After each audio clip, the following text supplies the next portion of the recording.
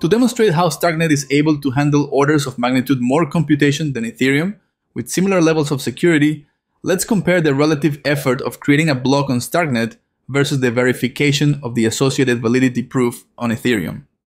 In order for Starknet to propose a new global state for the layer 2, the sequencer must execute all the transactions present in the blocks. Let's imagine that executing all those transactions requires X number of steps or X number of CPU cycles.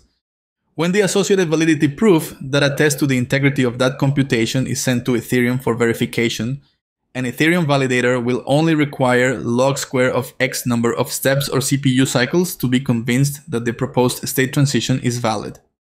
In other words, while the computation performed by the Starknet sequencer grows linearly, the verification of the associated validity proof on Ethereum grows as a polylogarithm. When placing both functions on a chart, it becomes clear that the effort of verifying a validity proof is less than the original execution performed by the sequencer. As the sequencer performs more work by including more transactions per block or by including more complex transactions, the relative effort of verifying that computation on Ethereum becomes relatively easier. The bigger the gap between those two functions, the bigger the gain in performance of a Starknet relative to Ethereum. In essence, you get more computing power and pay lower gas fees.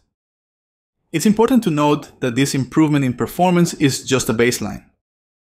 Thanks to optimizations on the prover side, using proof recursion, the actual relative effort of the verification of a Stark proof is much smaller than what's shown here. An easy way to remember the impact of this property is that a validity proof is to computation what the zip algorithm is to file size. They are both a type of compression. One is a compression of computation, while the other is a compression of file size.